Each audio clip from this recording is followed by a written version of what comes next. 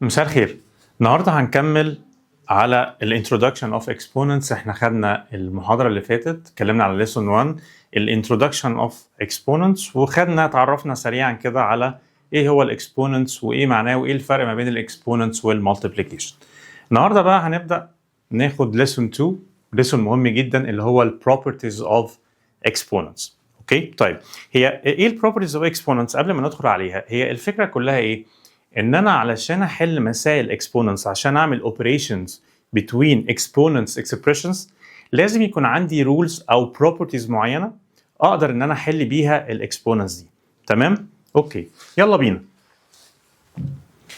البروبرتيز اوف اكسبوننتس، اول بروبرتي عندي بتقول لي ايه؟ بتقول لي انا لو عندي x باور n times x باور m هيبقى equal x باور n plus m. تمام؟ يعني ايه؟ يعني لو انا مثلا عندي 2 باور 3 عملت لها تايمز 2 باور 5.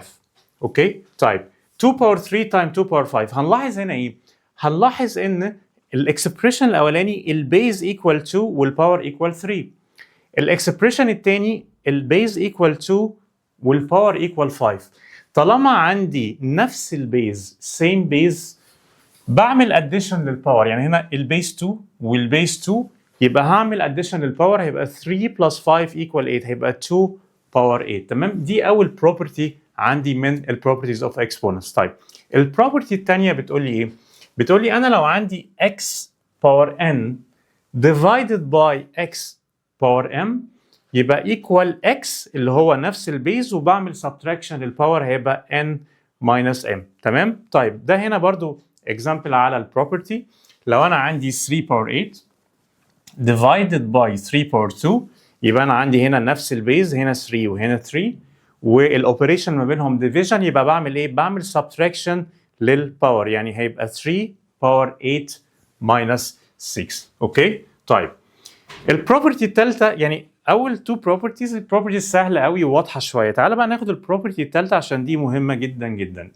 بتقول لي ايه البروبرتي الثالثه؟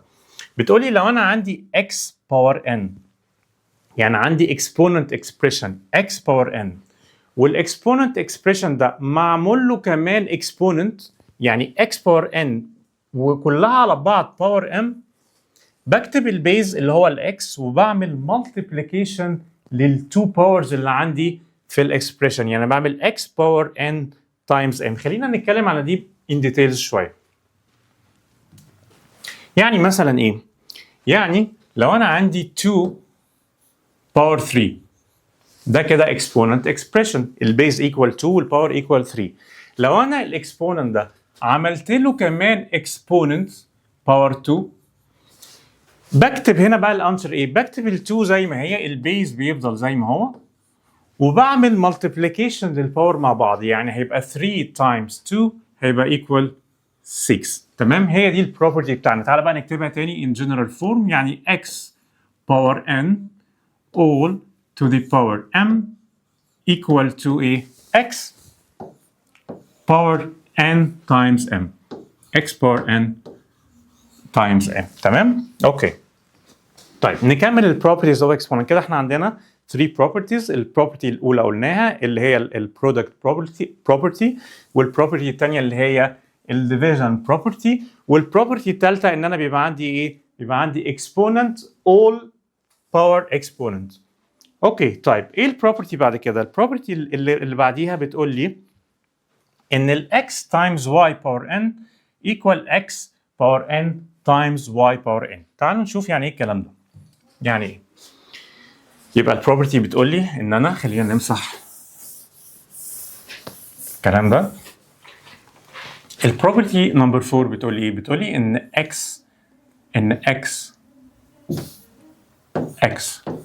تايمز، البوينت دي يا جماعه معناها تايمز، ها؟ x تايمز y. احنا بنخلي ساعات البرودكت او المالتيبليكيشن بنعملها بوينت عشان نفرق بس ما نتلخبطش ما بين الاكس وعلامه الايه؟ علامه المالتيبليكيشن. فدي معناها x تايمز y. x تايمز y all to the power n. بعمل ايه؟ بعمل distribution للباور على التو تيرمز اللي عندي. يعني ايه؟ يعني بقول ال x times y power n هي equal x باور n times ال y باور n times ال y باور n. بعمل ايه؟ distribution للباور مرة للx ومرة للy. تمام؟ اوكي، يعني خلينا ناخد مثلا example بسيط. يعني لو انا قلت x times y all to the power 3 هي equal x power 3 times y power 3. اوكي تمام. طيب نكمل. احنا كده خدنا 1 2 3 4 4 properties. البروبرتي نمبر 5 بتقول لي ايه؟ بتقول لي ان انا لو عندي x over y، خلي بالك هنا x times y power n، لا هنا x over y power n هتبقى equal، هنعمل برضو distribution للباور مرة للx ومرة للy، هتبقى x power n divided by y power n. خلينا كده ناخد example. يعني لو عندي مثلا x over y power 3 هتبقى equal to، هعمل distribution للباور على كل term، هيبقى مرة ال x power 3 ومرة ال y to the power 3، يعني x power 3 over y power 3. تمام؟ كلام سهل جدا جدا. كلام سهل جدا جدا. اوكي، تعالوا ناخد شوية simplification او ناخد شوية exercise على الكلام اللي احنا قلناه. بيقول لي simplify rewrite the expression in the form of 8 power n. تمام؟ ومديني 8 power 6 times 8 power 4. هنا هنستخدم انهي property؟ هنستخدم الفيرست property او اللي هي البرودكت property اللي بتقول لي لو انا عندي x power n times x power m هتبقى equal to x نفس البيز يبقى هنعمل ايه؟ يعني نفس البيز وبينهم multiplication بنعمل ايه؟ addition للباور، يعني هيبقى x power n plus m. تمام؟ يعني لما يقول لي 8 power 6 times 8 power 4 هيبقى 8 power 6 plus 4 equal 10. اوكي طيب الاكسبريشن ده بيقول لي simplify 7 power 7 divided by 7 power 3. هنا عندي 7 وهنا تحت كمان عندي 7 يبقى نفس البيز بينهم division.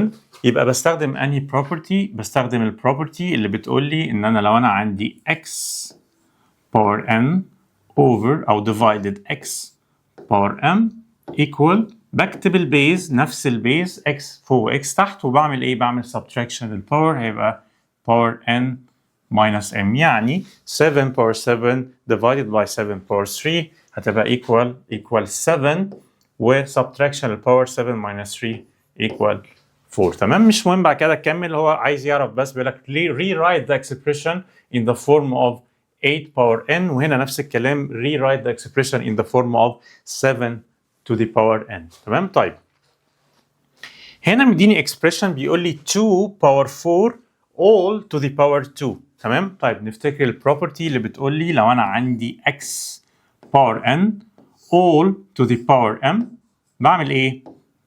بكتب البيز اللي هو الاكس وبعمل multiplication للباورز، يعني x power n times m. اوكي طيب يبقى 2 power 4 all to the power 2، بكتب البيز زي ما هو ال 2 واعمل multiplication للباورز 2 times 4 equal 8. اوكي تمام. طيب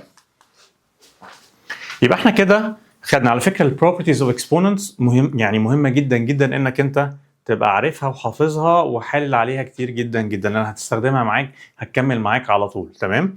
طيب الاكسبوننتس من الدروس اللي هي زي ما قلت قبل كده من الليسونز اللي هي المهمه جدا، وزي ما احنا قلنا هنستخدمها مع بعض كتير، فلازم ابقى عامل عليها براكتس كتير جدا، لانها بعد كده هتبقى مجرد ايه؟ ستيبس جوه مساله.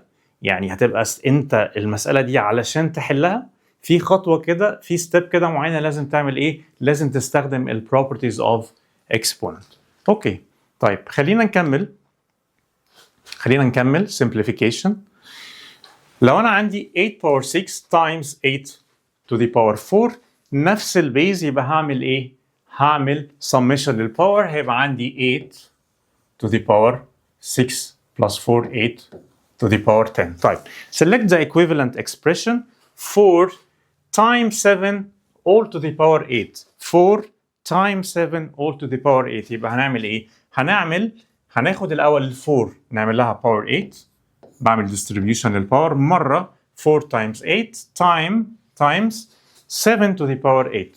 7 to the power 8. تمام؟ 4 power 8 times 7 to the power 8. تمام اوكي. Select the equivalent expression 6 divided by 5 all to the power 9. هعمل distribution للباور يعني 6 power 9 وال 5 كمان power 9. 6 power 9 and 5 to the power 9. كل دي حاجات سهلة جدا جدا.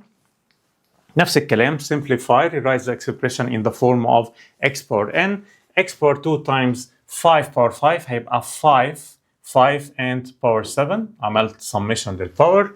وهنا y power 6 times y power 3 هنكتب البيز ونعمل summation للباور هيبقى y to the power 9. تمام. طيب هنيجي نعمل بقى solving للexponents expression. تمام. كل اللي احنا فات ده كنا بنحل ازاي او بنتعلم ازاي نعمل simplify للexponents expression. تمام. هنبدا بقى دلوقتي نتعلم ازاي نعمل solving للexponents expression. تمام. طيب تعالوا كده ناخد المسألة دي مثلا ونكتبها في white paper. يلا بينا. بيقول لي ايه؟ بيقول لي solve for x. ركز بقى كويس قوي عشان الكلام ده مهم جدا. بيقول لي solve for x. اوكي؟ كبرها كمان شوية عشان تبقى باينة. اوكي؟ تمام؟ اوكي. solve for x. 8 power 7 equal to 8 power 3 minus 8 to the power x. وبيقول لي solve for x. عايز يعرف ال x equal كام. تمام. طيب وانا دلوقتي انا هفكر ازاي احل المساله. تمام. انا بفكر ازاي احل المساله. طيب ده مبدئيا دي مساله exponents. تمام. طيب طالما مديني مساله exponents يبقى على طول عقلي بيروح لفين؟ بيروح للproperties of exponents. يعني انا اكيد هستخدم property من properties of exponents عشان اوصل للحل بتاعي. تمام. طيب انا هنا ملاحظ ايه؟ ملاحظ ان انا عندي 8 power 3 times 8 power x. يبقى عندي ايه؟ multiplication between two exponents وفي عندي ايه؟ power 8 power 3 و 8 power x. تمام. طيب انا عارف كويس قوي ان في عندي property بتقول لي لو انا عندي x power m times x power n تبقى equal x وبعمل ايه؟ بعمل summation بالباور. تمام. خلاص هو ده اللي انا عندي وده اللي انا اقدر ان انا ايه؟ استخدمه. تمام. طيب هنا انا عندي 8 power 7 equal 8 power 3 times 8 to the power x. تمام. طيب هكمل يعني لما اجي احل المساله هقول ايه؟ هقول ان انا عندي البروبرتيز اوف اكسبوننتس بتقول لي ان انا لو انا عندي multiplication between two exponents. تمام. لو انا عندي نفس البيز بعمل summation للباور يعني ال 8 هتبقى power 3 plus x power 3 plus x. تمام. equal to 8 to the power 7.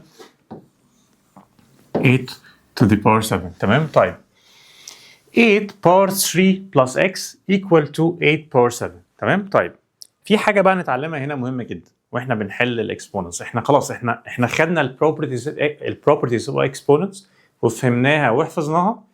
لما نيجي بقى بنحل مسائل هنكتشف بقى حاجات تانية مهمه جدا. ايه هي بقى؟ بص يا سيدي، لو انا عندي معلش خلينا كده ايه نكتب برضو النوتس على جنب. لو انا عندي a to the power x expression a to the power x. ركز معايا. وقلت لك ده equal to a to the power y. expression اسمه a to the power x وانا قلت لك انه equal to a to the power y. ده معناه ايه؟ انا عندي هنا البيز زي بعض صح؟ ال a هو نفسه ال a وفي علامة equal between to the expression. So أو therefore الباور لازم يكون كمان equal لبعض صح؟ يعني أنا عندي هنا نفس البيز بيقول لي البيز يعني جايب لي expression بيقول لي equal expression. تمام؟ الليفت هاند سايد في البيز هو A والرايت هاند سايد البيز كمان هو A. يبقى ده معناه ان لازم الاكس تبقى ايكوال واي لان هما ايكوال لبعض. مظبوط؟ تمام؟ طيب. اوكي. تعالوا بقى نكمل حل.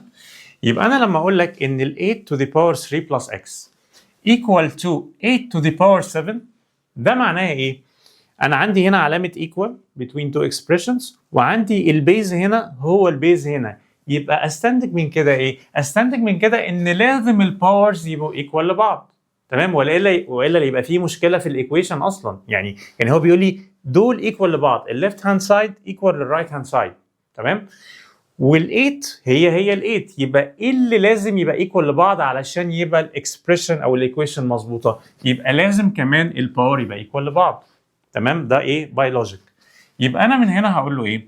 هقول له يبقى انا ال3 يبقى اقول له ايه؟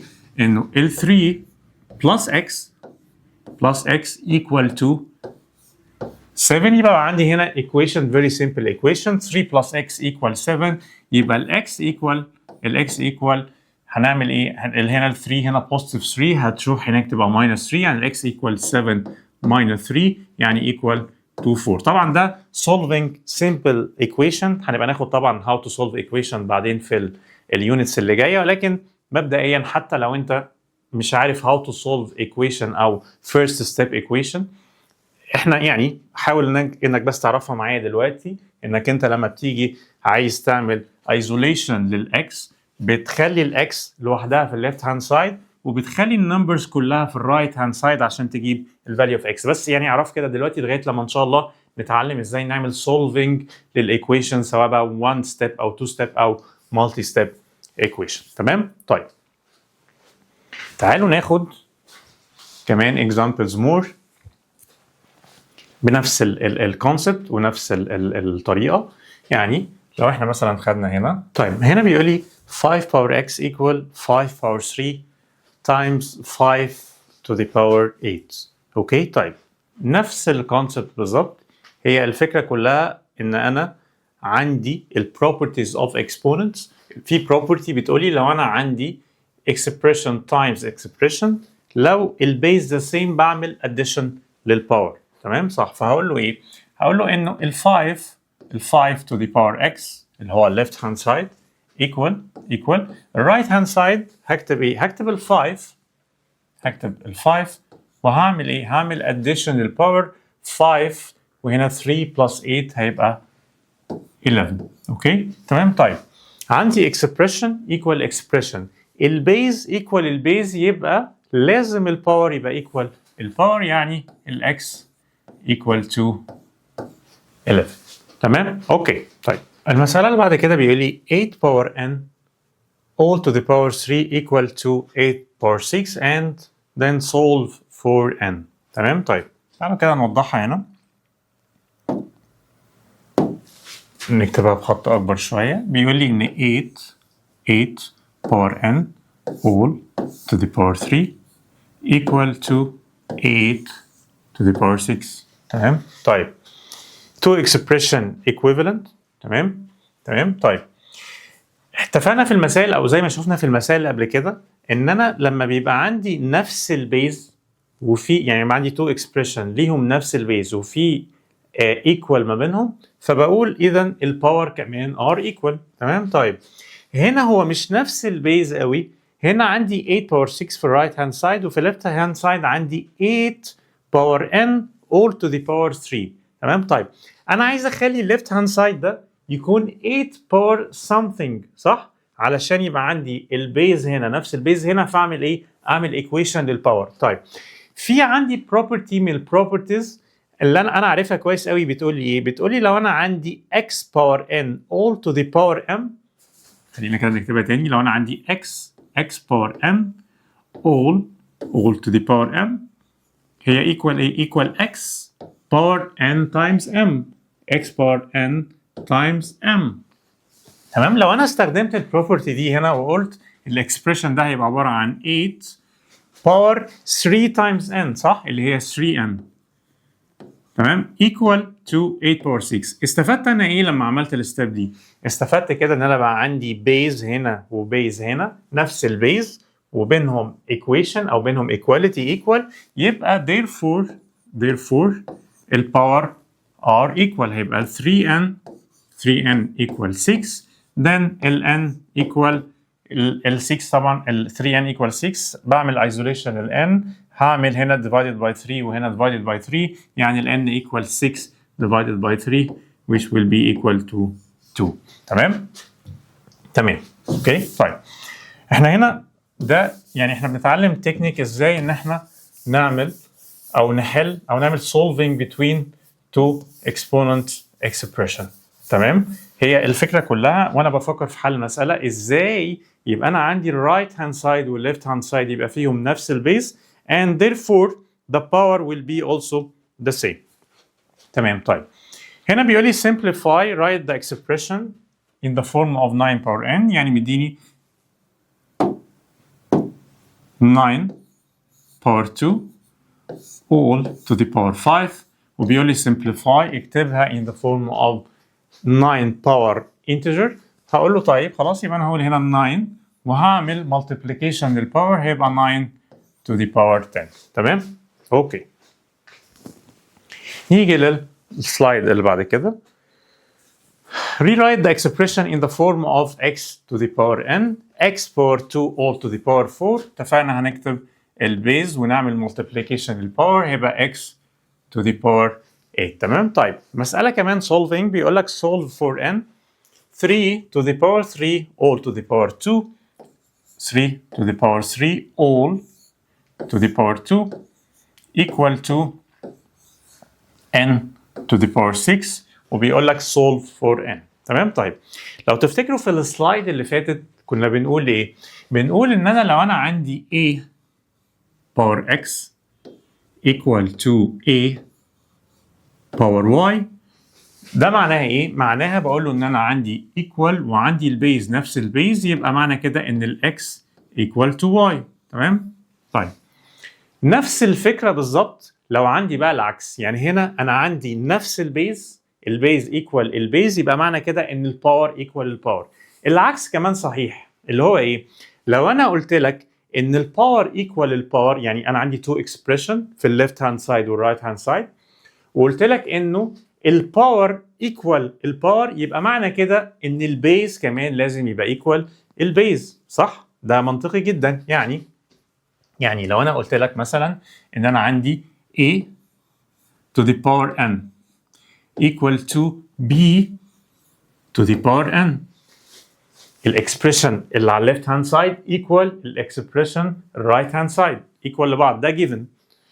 وقلت لك ان انا عندي الباور في الاكسبريشن ده ايكوال الباور في الاكسبريشن ده، يبقى لازم البيز هنا يبقى ايكوال البيز هنا. ده بقى ايه؟ ده باي لوجيك. تمام؟ خلاص اوكي. يعني اذا الموضوع وعكسه، لو نفس البيز وبينهم ايكوال يبقى لازم الباور يبقى ايكوال بعض، لو الباور ايكوال بعض وبينهم ايكوال يبقى لازم البيز يبقى ايكوال بعض. تمام. طيب تعالوا بقى نشوف المساله دي. بيقول لك هنا ايه؟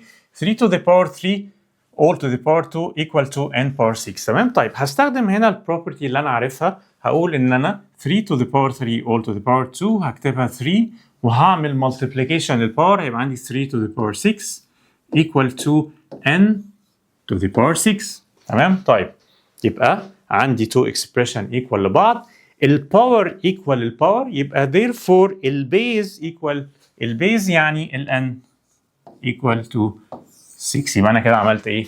عملت solve لل n. اوكي هنكمل مع بعض. بيقول لي solve for x 7 to the power 7 divided by 7 to the power 3 equal to 7 to the power x and then solve for x. طيب نكتبها بخط كبير شوية، هنقول هنا 7 to the power 7 divided by 7 to the power 3 equal to 7 to the power x. تمام. طيب وانا بحل انا بشوف دايما ايه هي الحاجات اللي انا ايه التولز اللي عندي اللي انا ممكن استخدمها عشان اوصل للتارجت بتاعي. انا عايز اصولف فور اكس. تمام. الاكس هنا عندي في الرايت هاند سايد، خلاص انا عرفت ان الرايت هاند سايد عندي 7 to the power x. تمام. ازاي بقى انا اغير او اعمل ري رايت للليفت هاند سايد بحيث ان الليفت هاند سايد برضو يبقى عندي 7 تو ذا باور حاجه. تمام. هي الفكره كلها ايه؟ الفكره كلها ان انا عايز يبقى عندي 7 يعني في الرايت هاند سايد يبقى عندي 7 تو ذا باور اكس. اوكي. وفي الليفت هاند سايد برضو يبقى عندي 7 تو ذا باور something. اوكي. فاقول ايه؟ اقول خلاص يبقى الاكس ايكوال ايه السامثينج ده. تمام. هي دي الفكره اللي انا من خلالها بقى هبدا افكر. طيب انا الشكل اللي عندي ده هو انهي او شبه او اقدر ان انا احله ازاي بانهي بروبرتي من البروبرتيز اوف اكسبوننت.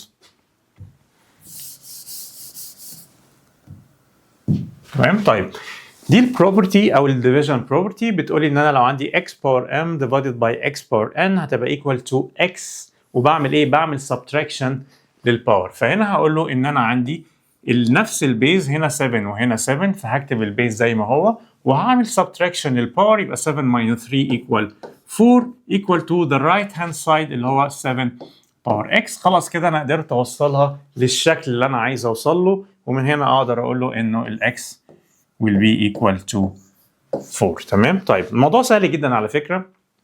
هي الفكره كلها بس ان انا ابقى عارف البروبرتيز. تمام. وعارف ازاي ان انا اقدر ان انا استخدم البروبرتي انهي بروبرتي هي اللي تبقى مناسبه للمساله بتاعتي اللي انا بشتغل عليها. تمام. طيب هنا بيقول لي rewrite the expression in the form of x power n. بيقول لي x power 5 divided by x power 2. دي مسألة دايركت مباشرة جدا. هقول له والله نفس البيز وبينهم division يبقى الانسر will be x to the power 5 minus 2 equal to 3. تمام؟ اوكي خلاص هنروح للسلايد اللي بعد كده. السلايد بعد كده مديني كمان او مديني multiple choices. بيقول لي select the equivalent expression وبيقول لي 3 power 2 times 5 to the power 3. اتفقنا ان انا هنا لما يبقى عندي two expressions بينهم multiplication ومعمول لهم power بعمل distribution للباور. فمره هقول انه ال 3 power 2 هي الباور 3 power 2 هي power 3 times ال 5 كمان power 3 بعمل distribution للباور على ال 2 expression.